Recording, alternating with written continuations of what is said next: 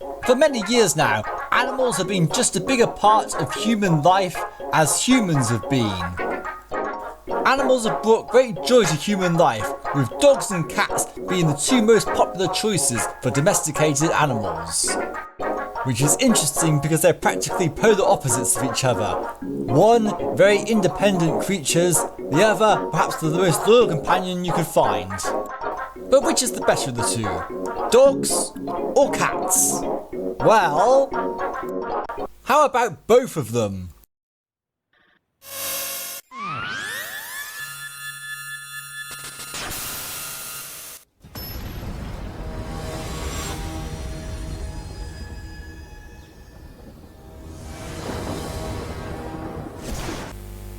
Hello, A-Person here, and welcome back to another Magic the Gathering Arena video. This week, we're playing Naya Pets. But wait, didn't we already do a dog episode, like, not very long ago at all? Was it about 3 weeks or so?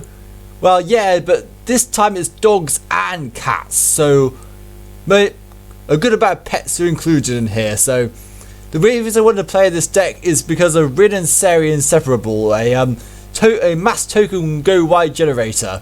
So really interesting card that was in M21, but the reason we play it now is because of a new card from Kaldheim called Maskwood Nexus, which makes Rin Seri even better. Now let's go through card by card to explain the deck choices. I tried to make it less of a dog deck than the last ones just to make it a bit different, but we do have some interesting inclusions in this deck which you'll see in just a moment.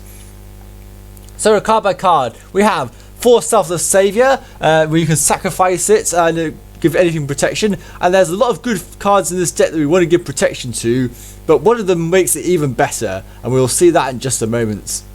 4 Hellhound, which gets bigger every time a land comes into play, and so we have 4 Fabled Passage in the deck to try and increase that particular capacity. So those are the 1-drops, so we do want some 1-drops, but there aren't too many 1-drops of great value in this deck, but we have a lot more 2-drops. We want to try and keep our cat and dogs drops as low as possible where we can, because next up we have 4 Pack Leader, which is the Dog Lord in the deck, which gives all dogs +1/+1, and when Pack Leader attacks, prevent all combat damage that will be dealt to this turn to dogs you control. That's it for the dogs this deck. That is all we're going to see for dogs, aside from maybe Rin Seri, but there you go. So now we've got Rally the Ranks, which when it enters the battlefield, choose a creature type. The interesting part about this deck is we can choose cat or dog, so we've got a bit of flexibility depending on what our hand is, and so we can change things around as need be. Or if we have Master Vandal in our hand, which is a changeling, it is both a dog and a cat in this deck, so it benefits from the multiple tribal synergy.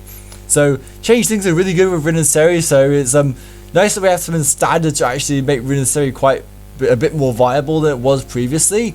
And this has the added benefit of the fact that you can exile a creature card from your graveyard, and then for targeted removal of artifacts and enchantments. I was running this deck previously, but I barely had any removal. I was relying on Rin Seri's effects, so having this is a nice extra bonus to getting rid of artifacts and enchantments.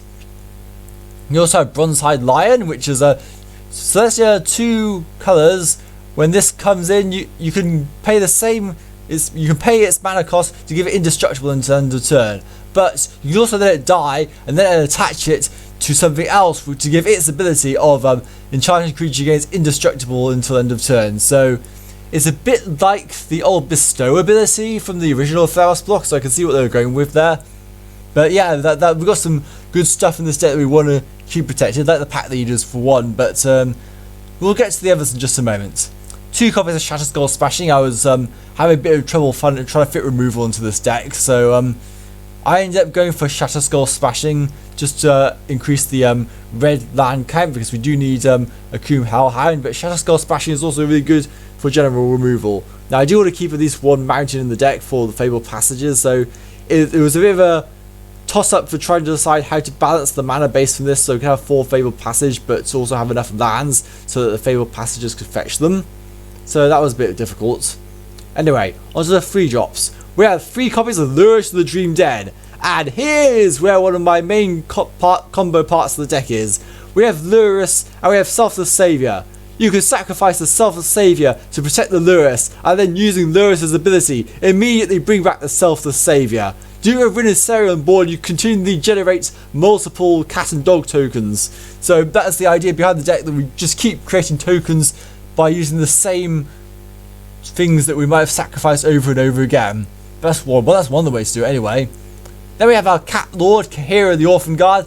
I'm using this over Feline Sovereign because Feline Sovereign gives protection from dogs to cats. Now that might sound like a good idea, but it means that if Lurrus has protection from dogs, you can't sacrifice Selfless Saviour to protect the Lurrus.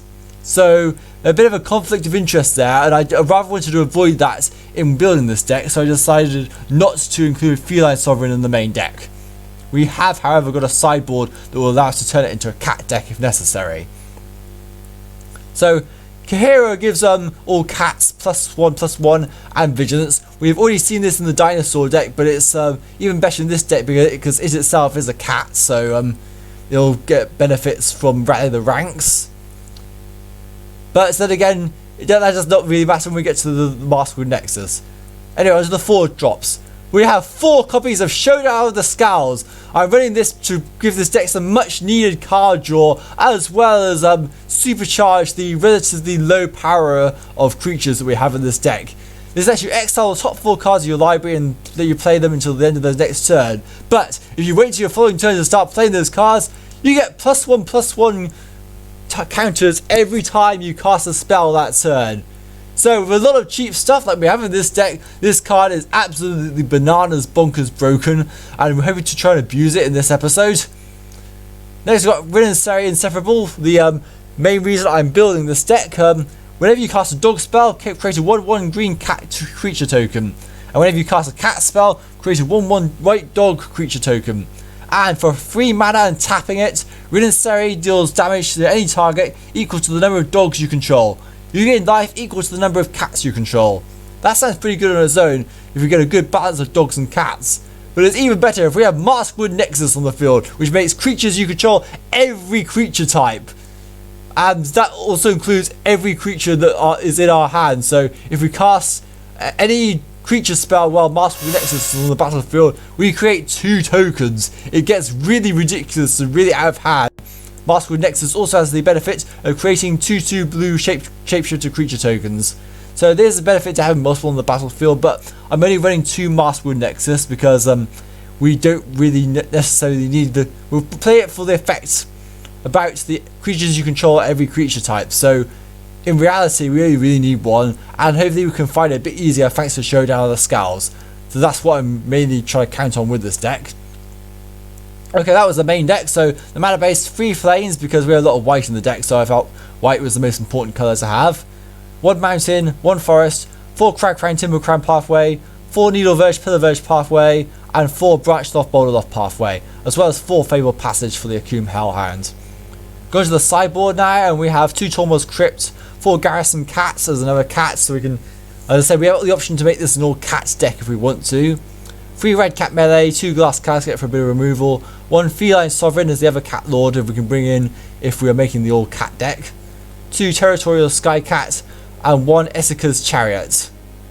So this is actually something you could consider playing in the main deck because it allows you to create copies of your tokens whenever it attacks. So I would not be opposed to playing this in the main deck. It's just the problem is that we kind of fall on the 4-drop slot here. So I mean, I wouldn't be opposed to having it in the deck at all, but it, I just found it difficult to find the room. Okay, so when I was doing testing for this deck, I managed to do pretty well. I managed to get some pretty good board states ending the game. So naturally, when we go to actually record games for this episode, you know what's going to happen. I'm going to do absolutely terribly, constantly face control decks and get board wiped all the time. And this deck is kind of weak to board wipes, so not looking forward to that one. Anyway, we are about to go and play some games, and hopefully my prediction that we will do absolutely terribly won't come true. So let's enter the arena!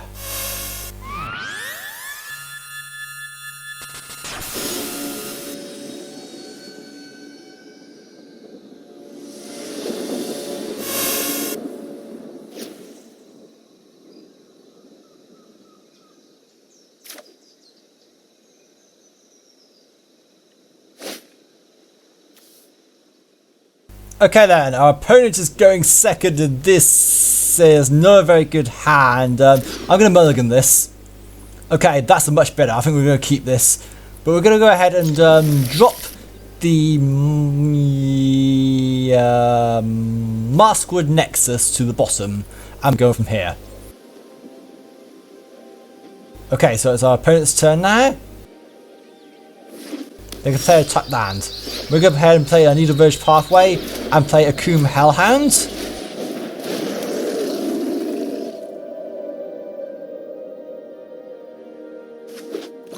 They're going to just put another land down. Right, we're going to put a Fabled Passage down.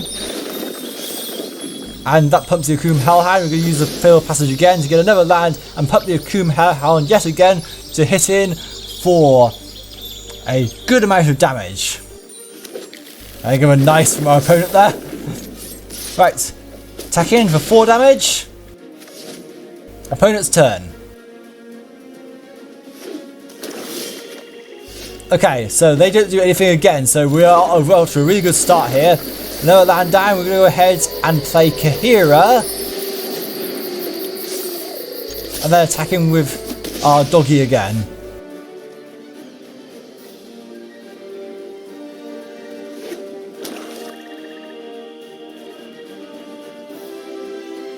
They're going to cast a Nightmare Shepherd. Ooh, that's pretty... Oh, we draw another Maskwood Nexus after bottoming it, so all the disadvantage of dropping it from our opening hand has just completely gone away. So, what do I want to do? Yeah, I'm going to drop the Maskwood Nexus now. And that means that all creatures are all types. Well, something I didn't realise actually though is that Kahira actually buffs Coom Hellhound because it's an elemental. Oh, come on.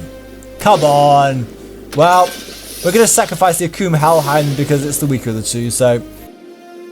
Well, but we're in this situation now, we can't really attack, so we're going to play Showdown of the Skalds, hopefully try and find another land, and that'll set us up for later in the game too.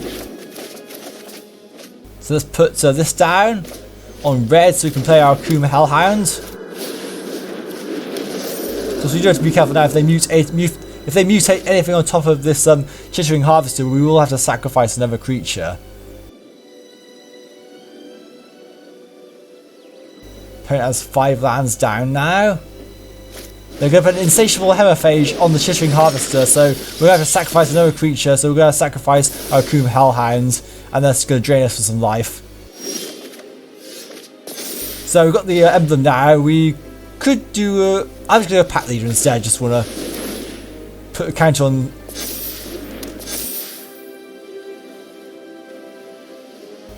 Kahira, but that means we can't actually use Showdown of the Skalds, and we can't cast Bronzehide Lion either, so yeah, I'm going to go ahead and use Masked Vandal and put a counter on Kahira so we can hit through for 6 damage past this Chittering Harvester.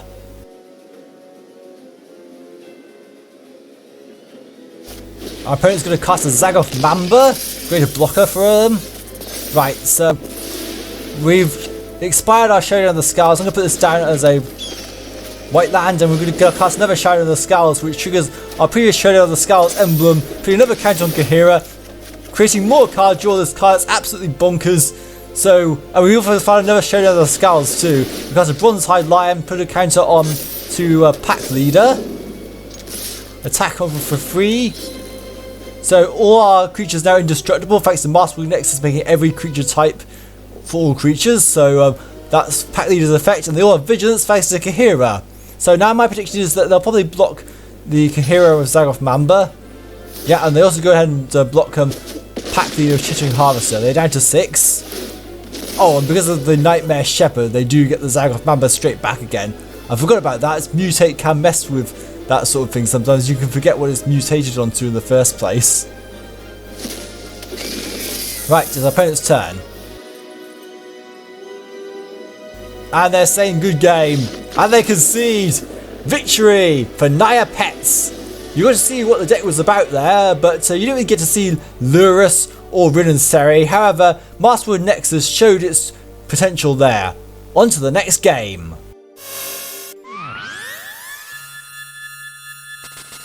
Going first, we have a good hand here, but we're kind of missing a white source. That being said, we can't really get one through Fabled Passage, so I think I'm going to keep this one. Okay, so we're going to put a Fabled Passage down. And pass turn, just hold priority so that we can then put the we can then sack out our opponent's turn, not give too much away. Okay, so they put a tap land down. We're going to go ahead and sack our Fabled Passage, get ourselves a Plains.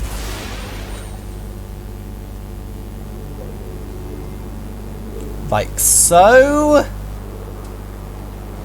Okay, now we're going to go ahead and play a Forest, and we're going to play Bronze-Eyed Lion. Because it's a 3-3, so we'll attack him for more attack power, so I think we get some early pressure on the ball. We don't necessarily need Pack Leader when it has no benefit other than being an indestructible attacker, and they don't exactly have any Ruin Crab. Oh no, it's a mill deck. Well, there goes the crab. Thankfully they didn't put down a Fabled Passage. Oh, and there goes a Lurrus. Dang it. Oh, come on. Right, let's put down a Crab Crown Pathway, and we're going to play a Pack Leader. I know it doesn't really have any benefit now, but we'll consider have an indestructible attacker. Plus, if we get another land, we can play Maskwood Nexus, and that will actually pump the Bronze-Eyed Lion and make it indestructible. So that's why I'm going with that. There's Ruin Crab again. There goes the lands that we needed. Dang, they just hate Ruin Crabs. They're just so annoying. And with your Selfless Saviour. That's not too bad, actually. Yeah, I'm going to go and play the Selfless Saviour just so we can have some protection on our board. Hopefully they don't have a counter spell. Please don't have a counter spell. Oh, thank goodness. Okay, now we can go in for attacks. They will probably block the Pack Leader with Ruin Crab because it's 2-2 and they get to keep their crab. Okay, let's see what they do. They cast Valakut Awakening. Putting 3 cards back and drawing 4 cards, so they've just boosted their hand size a bit more, and then we're going to go ahead and hit him for 3 damage. Not that they're going to attack when they have a Ruin Crab out. Island, there goes more milling.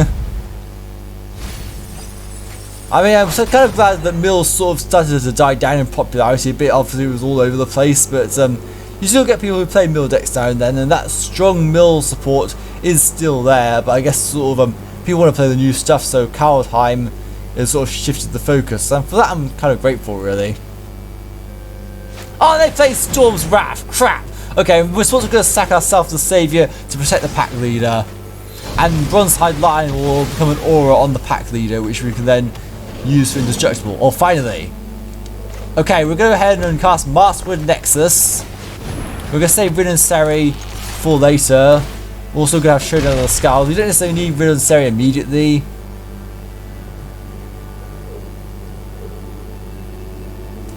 Okay. And they're going to cast Blitz the Thunder Raptor. Crap! Well, there goes the Bronze-Eyed Lion aura. When we were all tapped out and they foretell a card as well. Okay, we're going to go ahead and... yeah, we'll do it. Showdown of the Skalds. Because why not? We need the extra land, and this should help us get it. There we go, there's the land. Unfortunately, we don't really have anything that we can cast off the hand because none of the lands we got were red sources, so the Akoum Hellhound is going to go to waste somewhat, but not until next turn. And there's Teferi's tutelage. Oh no.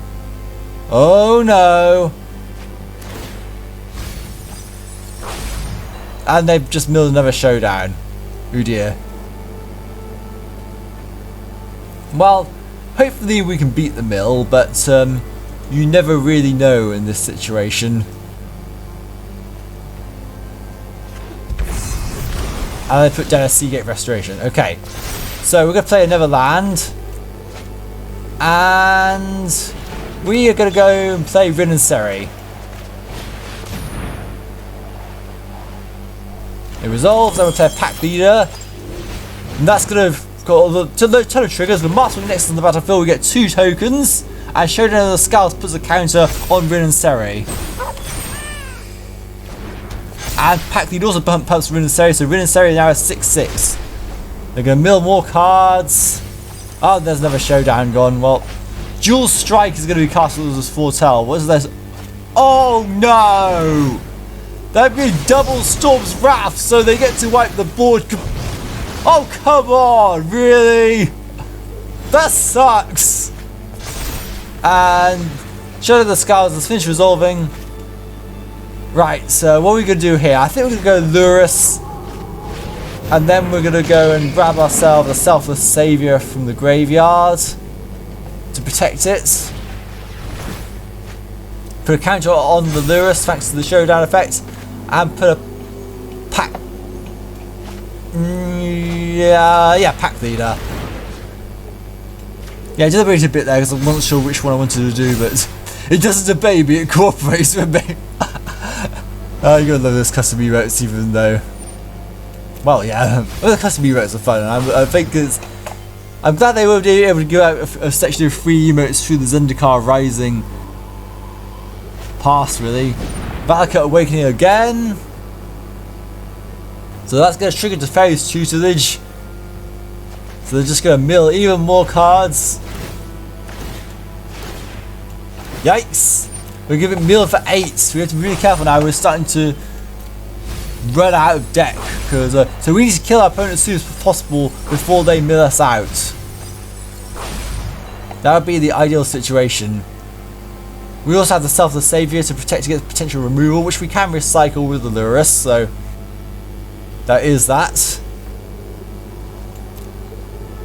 Okay, so we're going to go ahead and yeah, we're going to play another Selfless Saviour.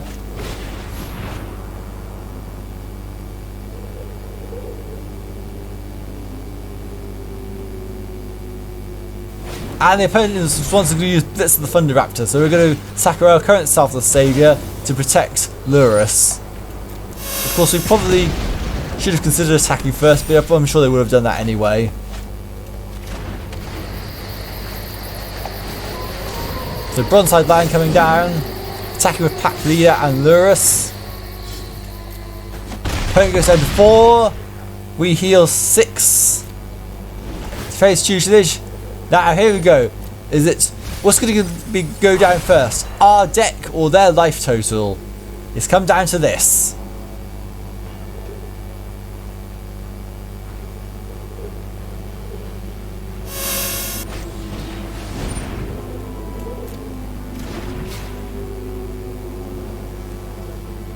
Opponent casts Dual Strike. Oh no, not get. Oh, Cathartic Reunion. So they're going to copy Cathartic Reunion, so that's still going to trigger Teferi's tutelage quite a bit though. There we go. I think that's going to be 12 milled in total. Is that going to leave us with a deck or not? And there goes another Rin Seri. We're really running out of cards now. And they go for another Cathartic Reunion. Here's more milling for Teferi's tutelage. Oh no. Hang on a minute though. I think we might have enough cards left in deck. Unless they have an opt in hand. And they don't! They concede! We managed to beat the mill! Victory for Naya Pets with the Selfless Saviour Lurrus combo coming in clutch. You got to see a lot of what this deck could do in this match, and I'm really helpful for that. Glad for that, sorry. Anyway, on to the next game.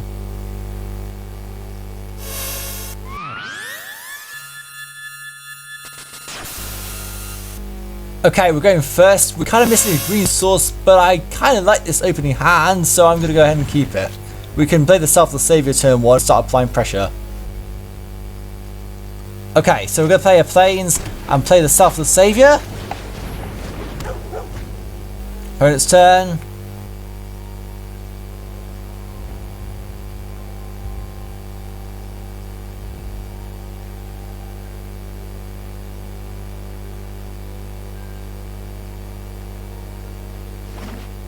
They're going to play a Temple Deceit. Oh no.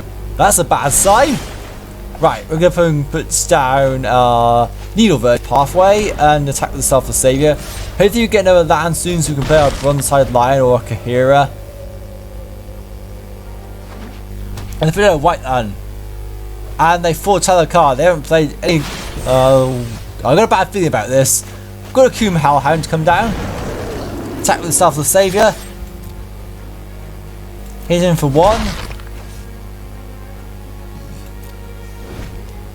They're down to 18. If it, oh, is this a control deck? Yes, this is a control deck. They can cast Elspeth's Nightmare. Thinking about it, we're actually going to let them destroy the Coom Hellhound because there's no... Oh, of course, if we had top deck a Fabled Passage, we should have sacrificed the Selfless Saviour to protect the Coom Hellhound. We'll be able to attack him for more damage. Dang it! But anyway, we have the opportunity now to go and get the forest out of our deck, so we'll go and do that now. Attack yourself, the Saviour. Target opponent reveals a hat. Oh no. They can get rid of Maskwood Nexus or the Showdown of the Skalds. Well, they get rid of the Showdown. I'm not surprised by that because that's probably one of the most powerful cards in Standard right now. They can get Fabled Passage. Foretell a card. Is that Doomscar? If it's Doomscar, we're screwed. Okay. We're going to go ahead and put... we kind of need double white more so, but I think we're going to put this down as an extra green source and then have Maskwood Nexus come down.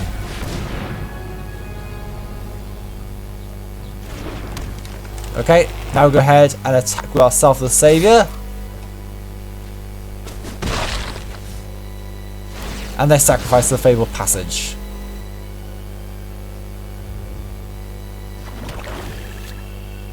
Go Swamp, Anticipate with the remaining 2 mana.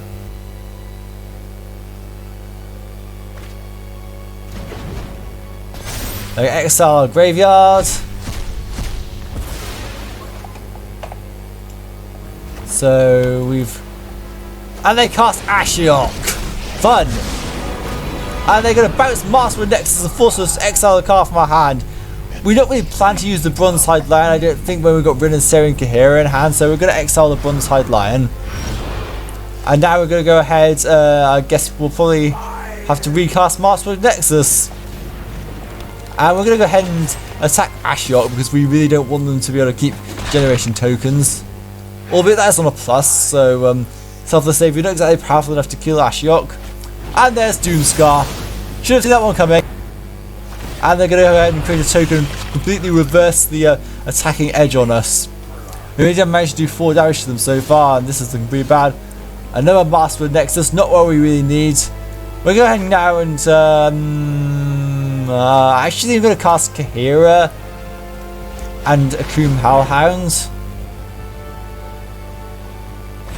Well, apart from the fact they counter Kahira, so that didn't work out completely. But on the flip side, we do save Rin Seri from being countered, so that's always an upside to that. Then cast Birth of Milesis.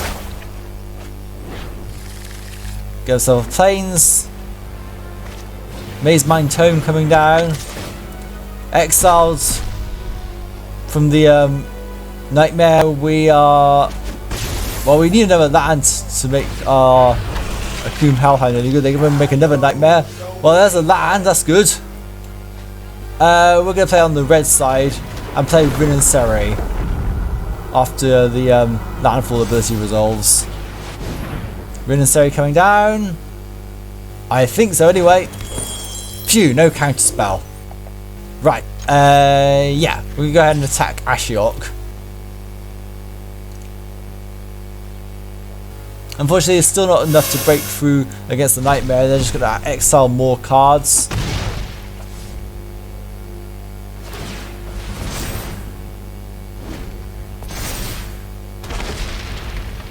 Let's see.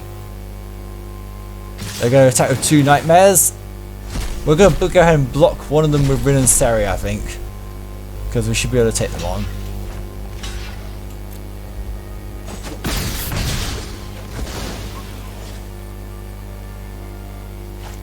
And then another Doomscar. Crap. Well, I suppose it was the right decision to block the Nightmare if they were going to lose them anyway. So we don't take as much damage. We're going to cast a Pack Leader.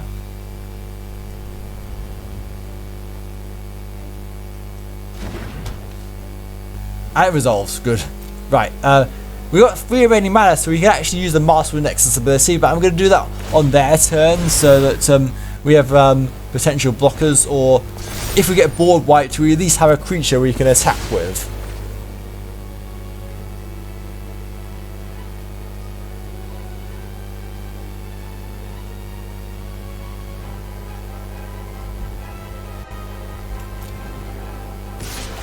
They go with attacking, and our library's getting excelled even further.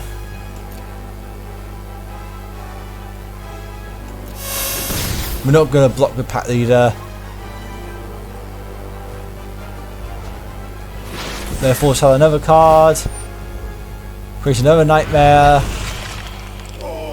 and this just becomes overwhelming really quickly. We're going to use the Maskwood Nexus ability to create a shapeshifter though, and that's going to get pumped by pack leader due to the fact that it has all creature types. So now I cast Akum Hellhound.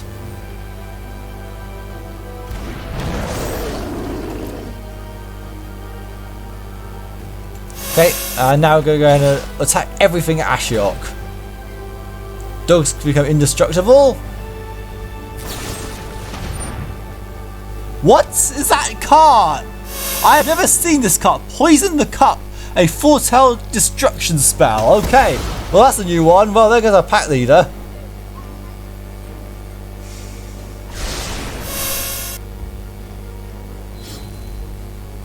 Wow, that's a card I didn't even realise existed now. So, fortunately, our shapeshifter is still indestructible, but it is now a 2/2 instead, and they can block it with. Yeah, that didn't really work out well at all. Not really going so well so far. This control deck has pretty much got us locked down. They cast. So they use the ability of Maze Mind Tome. And they're going to go ahead and get. Oh no. Oh no. They're going to get rid of the shapeshifter completely, which doesn't bounce our card back to hand. So they actually get rid of the only card in our hand and reduce our board presence at the same time. And they're going to an extinction event for good measure. Come on, this is ridiculous. Yikes. Okay, we're in trouble here. Like, real deep trouble. Oh, for goodness sake. Right, we really need something good off the top here. If we draw lands, then I think we might be all about to lose it. But hopefully we can get. We're able to create shapeshifters through Maskwood Nexus. So now they're all tapped out in terms of blockers, we might be able to attack Ashiok and get rid of Ashiok. That'd be ideal, really. I know there's still the matter of the fact that by attacking Ashiok we're not attacking them, but Ashiok just creates more blockers and is a threat the longer you leave her on the field, or him, or whatever. I guess when I saw Ashiok initially I thought Ashiok was female for whatever reason by the appearance, but you look a bit more careful. Oh, that's the perfect top deck. That is an absolute master stroke of a top deck with Showdown of the Skalds. Oh, for goodness sake, of course it gets countered.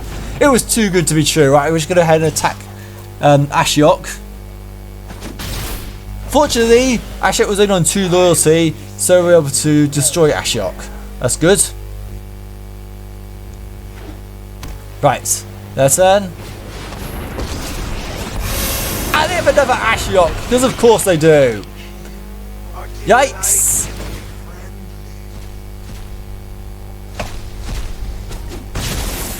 So a lot of stuff really organised, and the Ashiok's a better loyalty. Okay, we're going to go ahead and use Masked Vandal and use its ability to get rid of their Maze Mind Tome.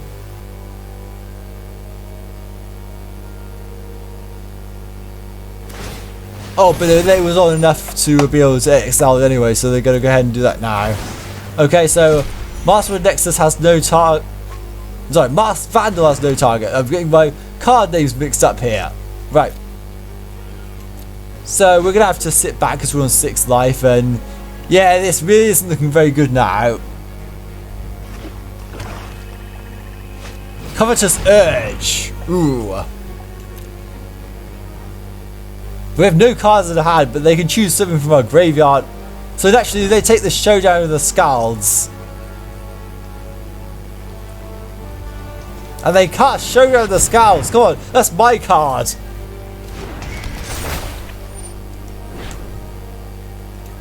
Okay, this is ridiculous. Okay. We have a problem here if we can steal Showdown of the Skalds. Create another nightmare. Getting massively out pressured here. We do have the ability to generate more creatures through Maskwood Nexus, but which I'm glad they had that ability on now. I was not initially playing it for that idea, but so we can block the one attacking nightmare with Masked Vandal. Create another shapeshifter. Another Showdown of the Skalds, perfect, and this time they're tapped out, so this time we can play our own Showdown of the Skalds. I bet that was the one they counted as well. Okay, right. Play. Yeah, well, we can't actually play anything off this, but having another land is okay.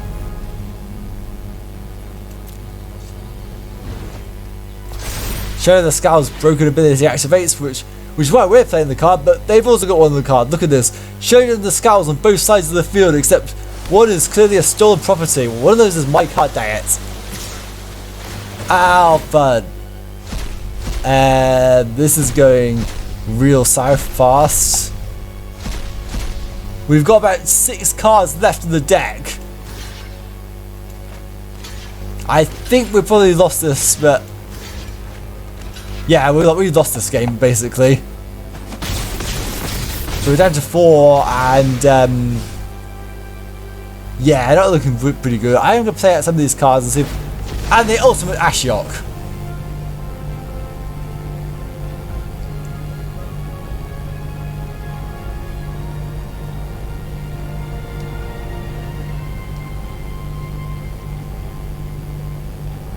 What are they going to get?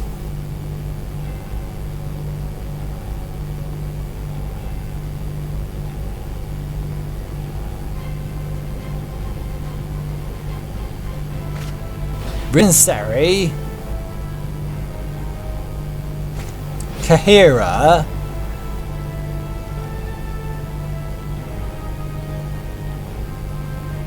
and another Showdown of the Skalds. Okay. These are the stars of my final act. Oh my goodness, this is ridiculous. Wow, this is amazing. Don't think those colours are ever meant to interact with each other, but yeah. We're just going to see the game from here.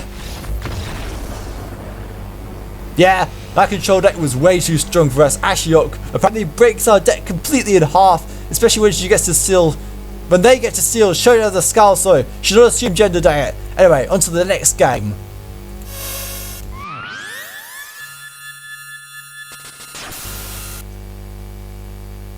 Okay, we're going first here, which is good. We have a good range of lands here, but it's kind of a high cost hand, so I am going to keep this one.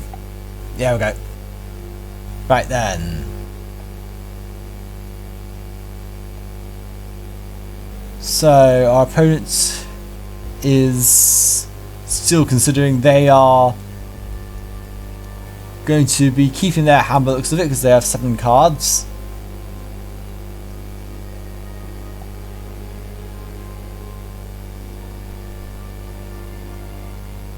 I think they are, come on. Hello? Is anyone there? 2 hours later. Oh, finally! Our opponent actually exists. Okay, we're going to put a Fatal Passage down and sack it so we can get a green source.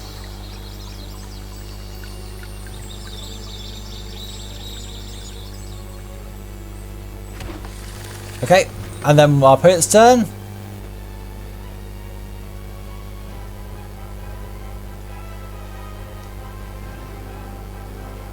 They play a forest. Right, we're going to play a plains and play a Masked Vandal. Now, we won't exile any artifacts or enchantments, but it's something we can then move into Kahira on the next turn so that we can boost its attack power. They play a forest, no, the Castle of Garenbrig, sorry. And they've also played a Wildborn Preserver. Okay, we're going to go ahead and put down... Actually, I'm going to put down the... yeah, we're going to go ahead and put down Needle Verge on Pillar Verge pathway, so I cast Kahira. Attack with Masked Vandal. Yeah, I want to put it down the Pillar Verge so that we can cast Lurrus potentially. Okay, we attack for 2. And we both have both our creatures up, so we can even block with the Masked Vandal.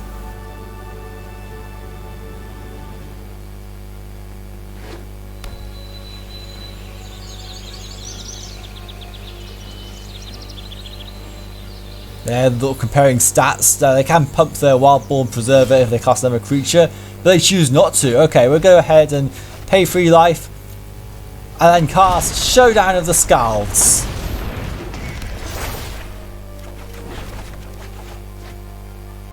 And then we're going to go ahead and attack with just the Masked Vandal.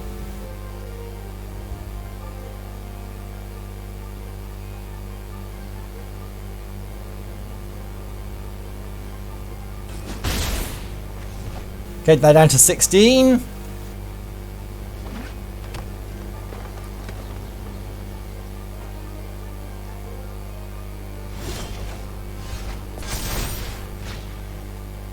Okay, we're going to go and play a land. Cast Rin Seri, trigger Showdown of the Skalds. So you put a counter on Kahira so that we can attack with Kahira. Cast a Kuma Hellhound. Trigger Rin Seri and Showdown of the Skalds, but never counter on Kahira. Attack with both our creatures.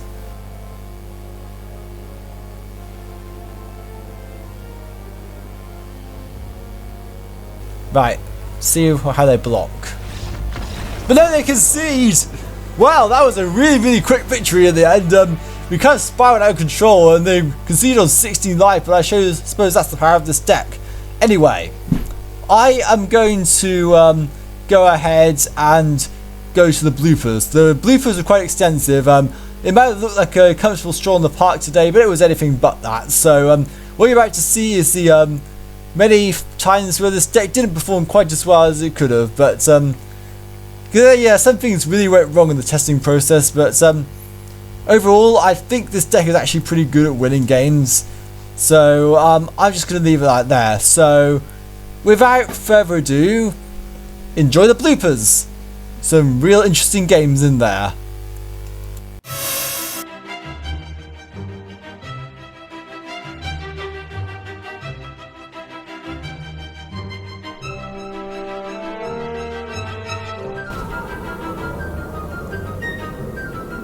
We're going to go and name Cat with Rally the Ranks, I think, though we can put both down so that one says dog.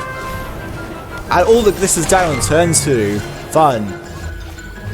Rune of Mortality comes down. It's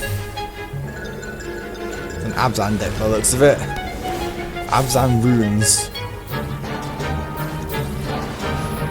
And we have already lost. Come on. This is stupid. This is absolutely stupid.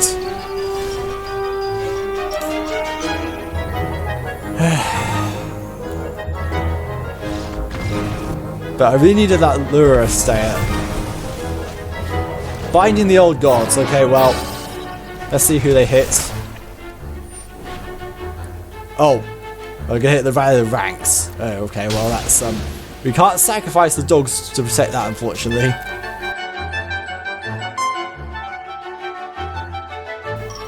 Extinction event? No! And I can't sack the Selfless Saviour to protect the Lurrus because they're gonna get exiled. Crap! Cast Bronzehide Lion.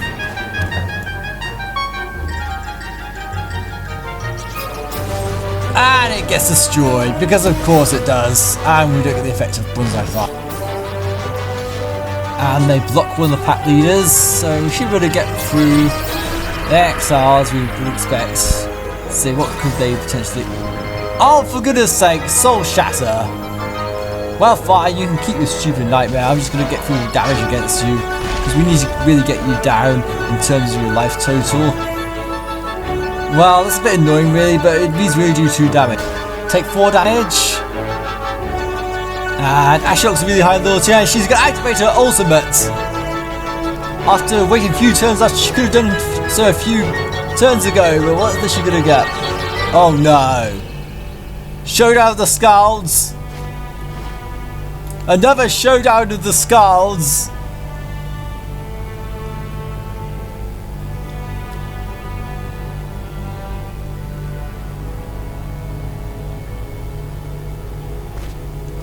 And Maskwood Nexus. Yikes!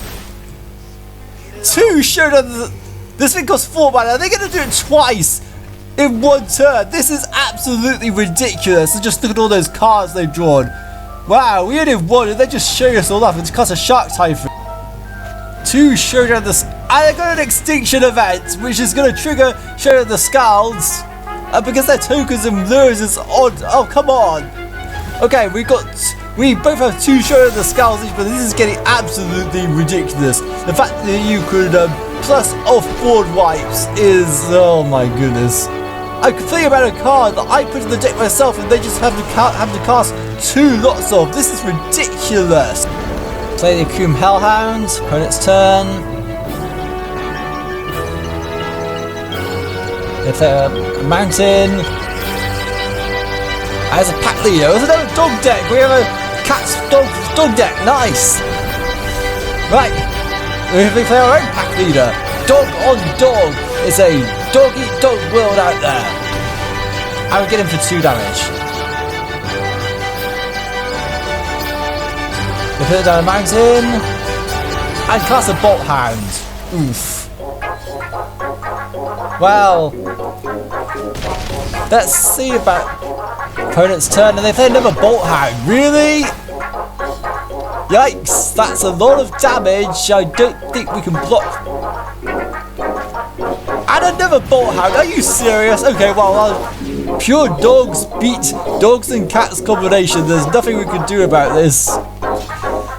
We can throw cats in the way of the dogs, but no point. And they cast Nessian Horn Beetle. And a glass, come on! No! Well, there goes Kahira. And then so many counters. They're going to attack. And that's even more. And we're down to 7. Okay, this is really, really bad. What did I can't see a way out of this. Let's concede.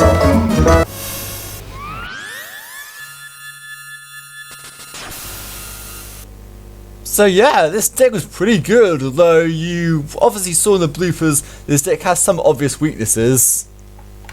The control matchup is not particularly great, as you can see by the fact they could eventually wear us down.